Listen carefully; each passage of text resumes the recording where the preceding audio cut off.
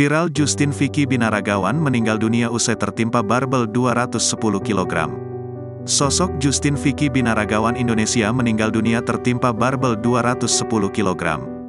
Binaragawan Indonesia sekaligus influencer kebugaran Justin Vicky meninggal dunia usai tertimpa barbel 210 kg saat berlatih di Gym The Paradise Bali, Sanur, Bali, Sabtu, tanggal 15 Juli tahun 2023 lalu. Sosok ini meninggal di usia 33 tahun, ia meninggal akibat patah leher saat mencoba mengangkat barbel berat 210 kg. Meskipun dalam latihan tersebut didampingi oleh seorang pengawas, Justin Vicky tidak berhasil mengatasi beban tersebut. Justin Vicky tengah berlatih mengangkat barbel dengan posisi barbel diletakkan di bagian punggung atau bawah lehernya yang dilatih oleh pengawas berdiri di belakangnya.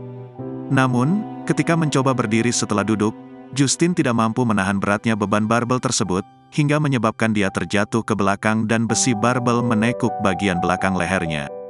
Justin Vicky langsung dilarikan ke rumah sakit untuk menjalani operasi darurat, namun nyawanya tidak dapat diselamatkan.